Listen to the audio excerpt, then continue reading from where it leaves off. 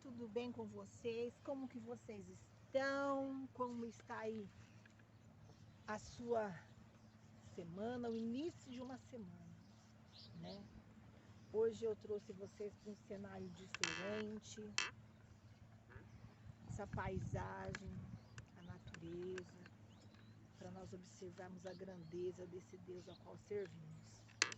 Eu quero meditar com você hoje na palavra do Senhor, que se encontra em Mateus capítulo 6, do versículo 24 ao 34, que diz assim: ninguém pode servir a dois senhores, porque ou há de odiar um e amar o outro, ou se dedicar a um e desprezar o outro. Não podeis servir a Deus e a Mamon. Por isso vos digo, não andeis cuidadosos quanto à vossa vida, pelo que haveis de comer ou pelo que haveis de beber, nem quanto ao vosso corpo, pelo que haveis de vestir. Não é a vida mais do que o mantimento e o corpo mais do que o vestuário?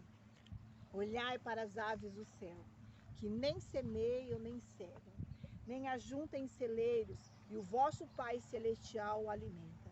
Não tendes vós muito mais valor do que elas? E qual de vós poderá, com todos os seus cuidados, acrescentar um covo da sua estatura? E quanto ao vestuário, por que andais solícitos?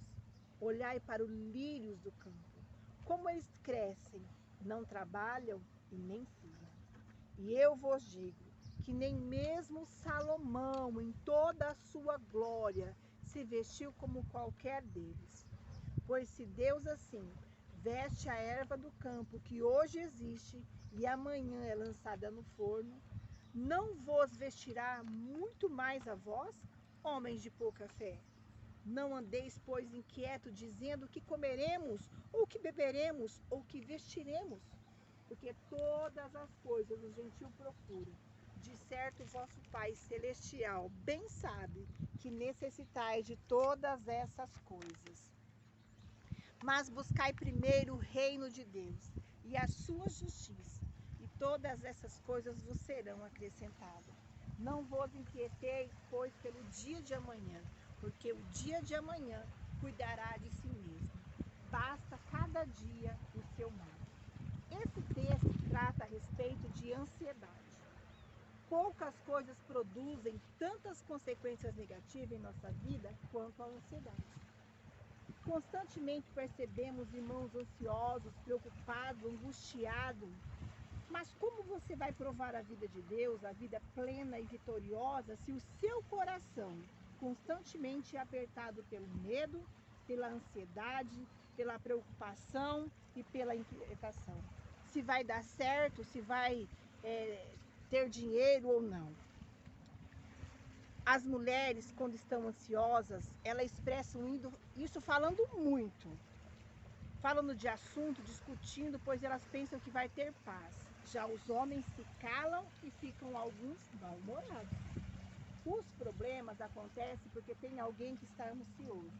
Mas Jesus falou, não andes ansioso, não destrua o seu relacionamento por ansiedade nenhuma.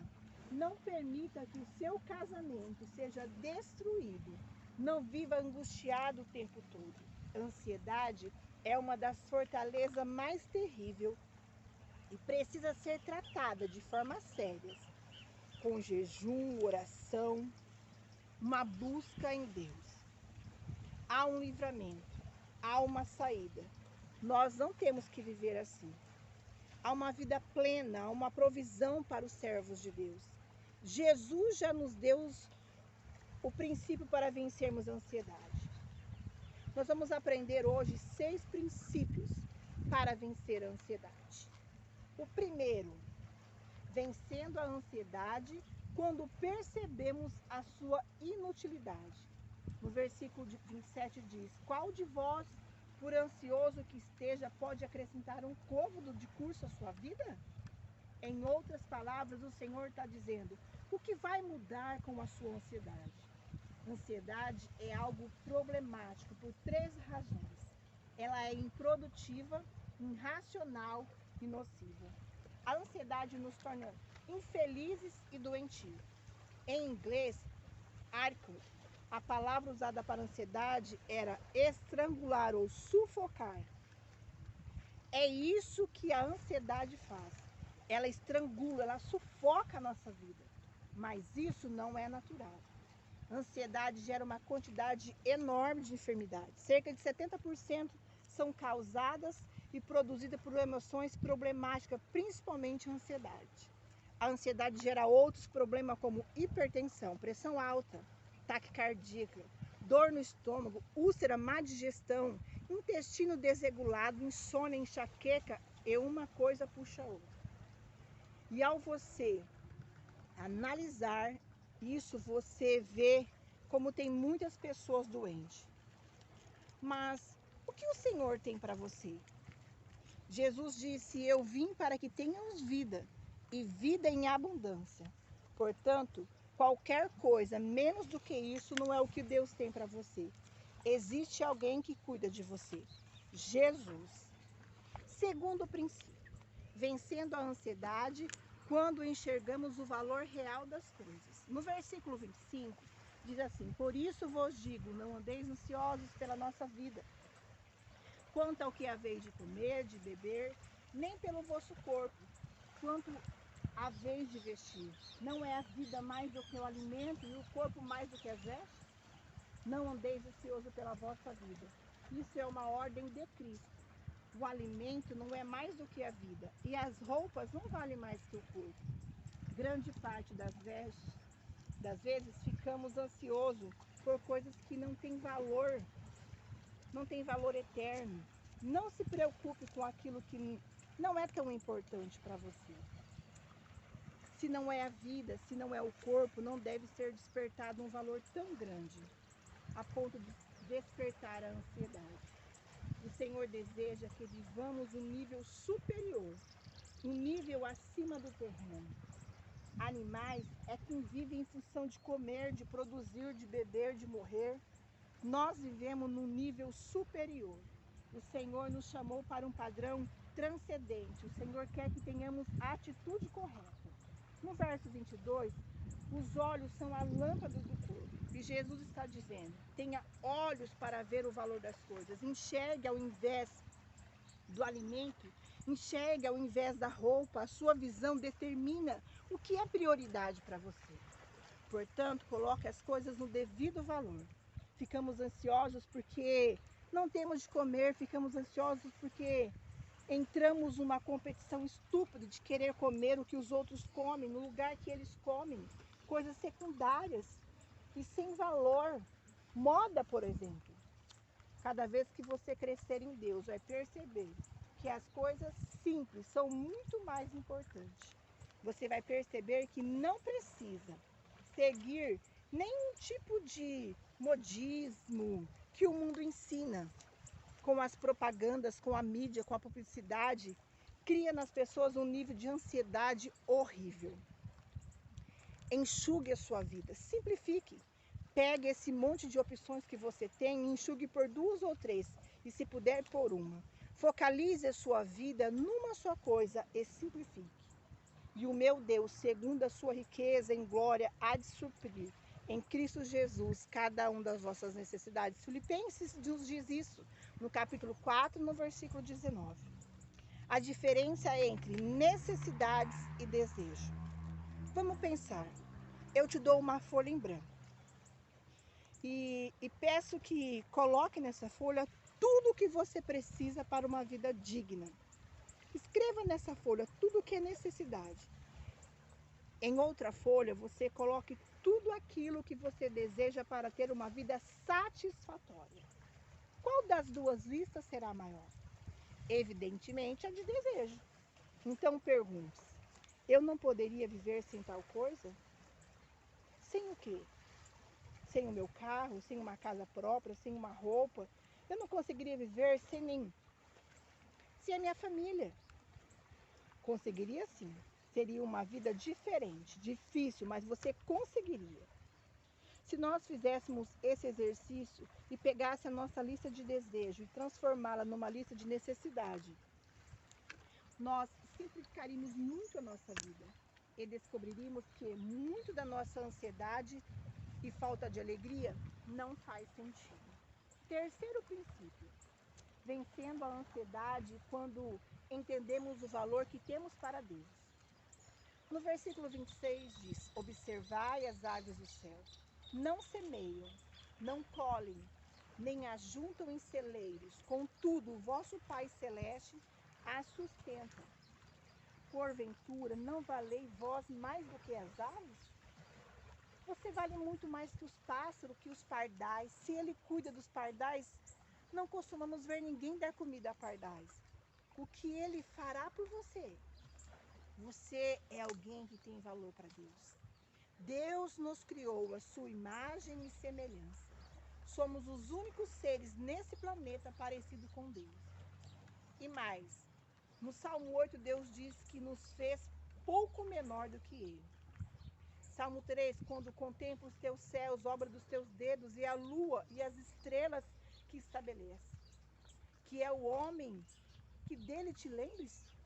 E o filho do homem que o visites?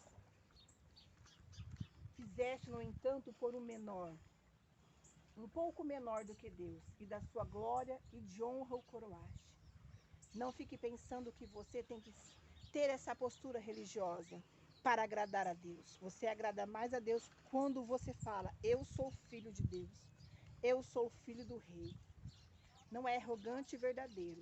Humildemente não é autopiedade, mas é reconhecer aquilo que Deus diz a seu respeito. O que determina o valor de algo é a sua raridade. Você é único, você é filho do rei. Como você anda? Você anda como um Zé Ninguém ou como alguém que conhece o seu valor? Deus te deu tanto valor que enviou Jesus para morrer por você. Quarto princípio. Nós já estamos chegando para o final, já estamos no quarto. Vencendo quando colocamos todas as nossas vidas diante de Deus. Filipenses 4, versos 6 e 7 diz: não ande ansioso por coisa alguma, mas em tudo pela oração e súplica. E com ação de graça apresente seus pedidos a Deus. E a paz de Deus, que excede todo entendimento, guardará o coração e a mente de vocês em Cristo Jesus. Quando a ansiedade surgir, Paulo fala de seu segredo. Comece orando, entregando essa preocupação ao Senhor. Essa palavra, guarda, é a mesma palavra que as sentinelas guardavam os palácios e as fortalezas. Quando entramos em oração diante do nosso Pai, Ele nos guarda dos turbilhões da vida e nos protege de toda preocupação. Mas Ele nos dá a lucidez para enfrentar essas situações e nos dá a serenidade e nos chama a atenção, porque podemos confiar nele. Nessas horas, temos que entrar num quarto secreto de oração e buscar o Pai, e certamente Ele nos dará a recompensa. E a recompensa nesta hora só pode ser o que esse versículo que nós vamos falar agora diz: e a paz de Deus, que excede todo entendimento, guardará o vosso coração e a vossa mente em Cristo Jesus. Você não tem tempo para orar, mas você tem tempo para ficar ansioso. Se nós orássemos por tudo que nos traz ansiedade, nós teríamos bem menos coisas com que nos preocupar. A ansiedade não muda coisa alguma. A oração muda, a ansiedade não. A ansiedade é a agitação que não produz coisa alguma, enquanto que a oração nos coloca em contato com Deus, que pode mudar todas as coisas. Quinto princípio. Vencemos a ansiedade quando mudamos nossa maneira de pensar. Em Filipenses 4:8 diz: finalmente, irmãos, tudo que é verdadeiro, tudo que é respeitável, tudo que é justo, tudo que é puro, tudo que é amável, tudo que é de boa fama, se alguma virtude há e se algum louvor existe, seja isso que ocupe os vossos pensamentos. Jesus manda a gente parar para pensar. Você não acha que Deus cuida das ervas do campo? Você não acha que Deus cuida dos passarinhos?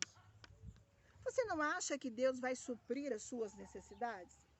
Jesus pede para que não entremos em pânico, mas que confiamos que a criação de Deus, pois se Deus cuida dessas coisas que são menos importantes, não vai cuidar dos seus próprios filhos, que somos nós? Por isso Pedro nos exorta: lance sobre ele a sua ansiedade, porque ele tem cuidado de vós. Lançar significa descarregar, despejar. A palavra grega literalmente significa soltar, liberar. Oração é uma incrível terapia de combate ao estresse. Tudo, seja lá o que for, que lhe deixa estressado, irritado, agitado, lance sobre ele, descarregue sobre ele. O problema é que a maioria de nós lançamos a ansiedade do mesmo jeito que a gente pesca. Lançamos nossa ansiedade e logo rebobinamos a carretilha. Para mim, o antídoto importante no combate à ansiedade está em Jeremias, capítulo 29, versículo 12.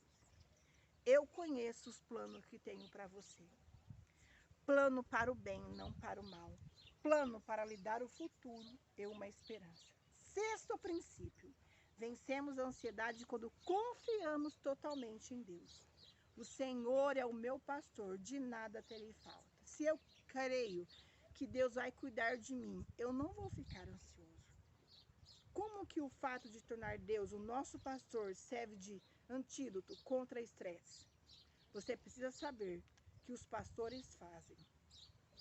O pastor supre a necessidade, provê alimentação, abrigo, a necessidade básica para as ovelhas. O pastor protege, ele defende contra os inimigos e perigo.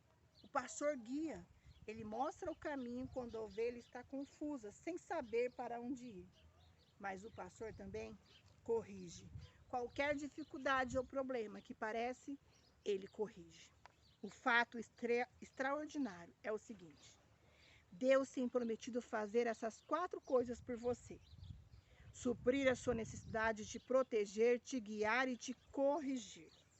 Se você confiar nele, se você convidá-lo para ser o seu pastor, ele disse: eu suprirei as suas necessidades.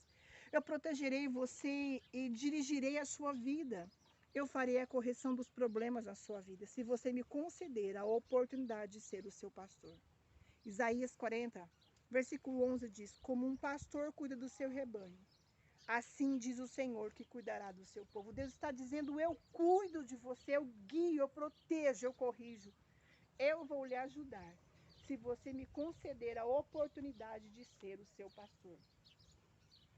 Sétimo princípio: vencendo a ansiedade quando conhecemos como Pai. Portanto, não vos inquieteis dizendo o que comeremos, que beberemos ou o que vestiremos, porque os gentios é que se preocupam com todas essas coisas, pois o vosso Pai Celeste sabe do que você precisa. Você precisa saber que você é filho, você não é um bastardo e nem adotivo. Você foi gerado pelo Espírito e pela palavra em Romanos 8, versículo 15 e 17. Precisamos vencer a ansiedade. E nós vamos vencer a ansiedade quando vivermos o contentamento existencial. Filipenses capítulo 4, versículo do 11 ao 13 diz: digo isso não por causa da pobreza, porque aprendi a viver contente em toda e qualquer situação. Tanto sei estar humilhado como também ser honrado. De tudo, em todas as circunstâncias. Já tenho experiência tanto de fartura como de fome, assim de abundância como de escassez. Tudo posso naquele que nos fortalece. Outro conselho do apóstolo que conseguia vencer a ansiedade é viver sempre contente com a vida existencial. É viver contente em qualquer situação, lembrando que a situação dele não era das melhores e nem da igreja em Filipos. A raiz da palavra contentamento vem de conteúdo, e esse conteúdo tem a ver como você vai reagir aos conteúdos da vida. No texto, Paulo está respondendo como a situação merece. O interessante é que Paulo nos diz no versículo 11 que ele aprendeu, ou seja, ele não sabia, mas ele sofreu muito com as pessoas, com as circunstâncias e com as coisas. Mas ele aprendeu. Aí está o segredo. Ele está dizendo: eu achava que se eu ficasse doente eu perderia a alegria de viver. Eu achava que se eu ficasse pobre eu perderia a razão de viver. Nós precisamos aprender a ser grata ao Senhor por tudo aquilo que Ele tem nos oferecido, tendo tudo ou não tendo nada, passando por dificuldades, aprendendo que o Senhor tem cuidado de nós e que Ele tem o controle da nossa vida nas suas mãos. Que hoje você possa parar e refletir a bondade de Deus, a graça. Nós não merecemos nada do que nós estamos vivendo, nós não merecemos ter nada em nossas vidas, mas é a graça, o favor imerecido. Ele nos ama, Ele nos escolheu. O Pai tem cuidado de você, o Pai tem cuidado da sua casa, da sua família, o Senhor tem cuidado do seu coração, da sua mente, do seu corpo, das suas necessidades. É Ele quem traz à existência as coisas que não são como se já fosse, que você possa descansar confiando na soberania desse Deus, que Ele é poderoso para fazer infinitamente mais, além daquilo que você pede. A Bíblia diz que aquilo que os olhos não viu, com o ouvido não se ouviu e não desceu ao coração do homem, são as coisas que o Senhor tem preparado para aqueles que o amam. Olha para essa grandeza desse rio. Assim é as misericórdias do Senhor. Elas são infinitas sobre as nossas vidas. Deus abençoe. Que Deus lhe conceda a alegria, o ânimo, a força, a vontade de viver. Que você receba hoje do Senhor o ânimo que você precisa. Lança sobre Ele. Lança sobre Ele a sua preocupação. Lança sobre Ele os seus medos, os seus anseios. Lance sobre Ele. Porque Ele tem cuidado.